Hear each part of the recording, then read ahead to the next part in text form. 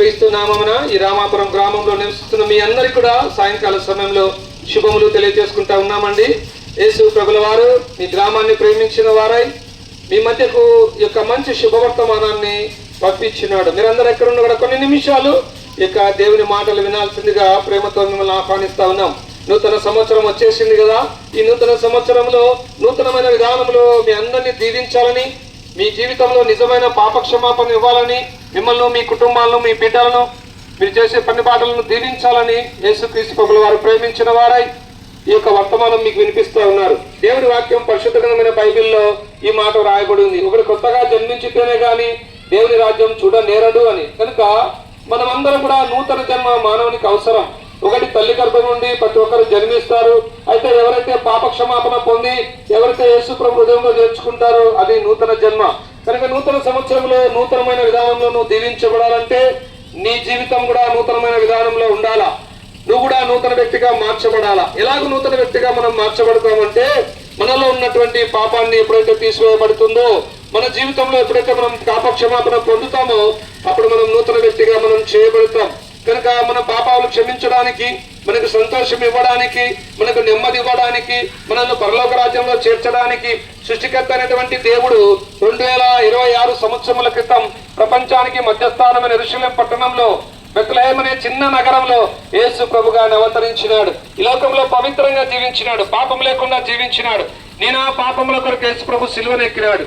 మనము తలతో చేసిన పాపముల కొరకు యేసు ప్రభు తలకు ముళ్ళ కిరీటం, చేతులలో మేకులు, కాళ్ళలో శీలలు, ఆయన వీపంతా చారలుగా దున్నబడింది. నేను ఆ పాపముల కొరకు యేసు ప్రభు సిలువలో మరణించినాడు, సమాధి చేయబడినాడు, 3వ దినాన తిరిగి లేచినాడు, ఆ పరలోకానికి ఆరోహణుడైనాడు. ఈ మాటలు వింటున్న సోదరి సోదరులారా, ఈ సాయంకాల సమయంలో యేసు ప్రభు నిన్ను ఎంతగానో ప్రేమిస్తా ఉన్నాడు.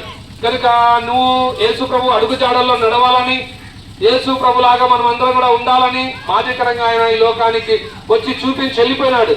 కనుక మనమందరం కూడా ప్రభుని ఎరిగినటువంటి వారం, ప్రభుని తెలుసుకున్నటువంటి వారం. అయితే మన జీవితం మార్చబడిందా? మన జీవితం నూతనమైన విధానంలో ఉందా? పాత అలవాట్లు, పాత జీవితం తీసివేయబడిందా?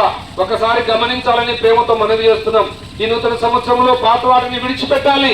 నువ్వు కూడా నూతన వ్యక్తిగా మార్చబడాలి. అప్పుడే దేవుని రాజ్యం, పరలోక రాజ్యం, స్వర్గ రాజ్యం, దేవుడు ఉండే రాజ్యంలో నువ్వు ఉండగలవు. అలాగ నువ్వు ఉండాలన్నదే దేవుని యొక్క సంకల్పం.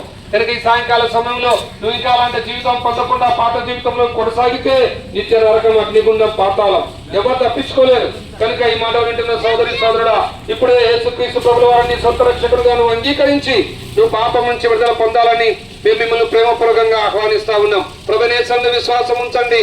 అప్పుడు మీరును మీ ఇంటి వారును గొప్ప ఆత్మరక్షణ, పాపక్షమాపణ, పరలోక రాజ్యం మీరందరూ కూడా పొందగలరు. మా సహోదరులు సహోదరులు మీ దగ్గర చిన్న చిన్న గర్భతాల పుస్తకాలు తీసుకొని వస్తున్నారు. వాటిని తీసుకోనండి, చదవండి, సత్యాన్ని గ్రహించండి. మీ అందరి కొరకు మేము ఇప్పుడు ప్రార్థన చేస్తాం.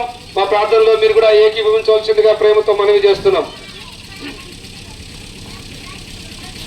ప్రేంగల మా ప్రేపర్లో గొప్ప తండ్రి, మీ పాదాల వందనాలు. సాయంకాల సమయంలో రామాపురం గ్రామాన్ని ప్రేమించినందుకు వందనాలు.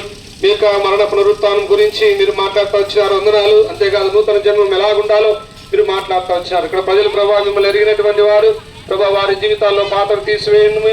అలాగే నిజమైన పాపక్షమాపణ పొంది పరలోక రాజ్యానికి వారసులు కూడా సాయం చేయించండి.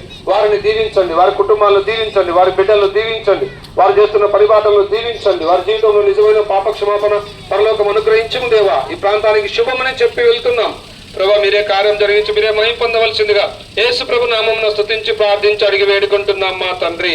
ఆమేన్.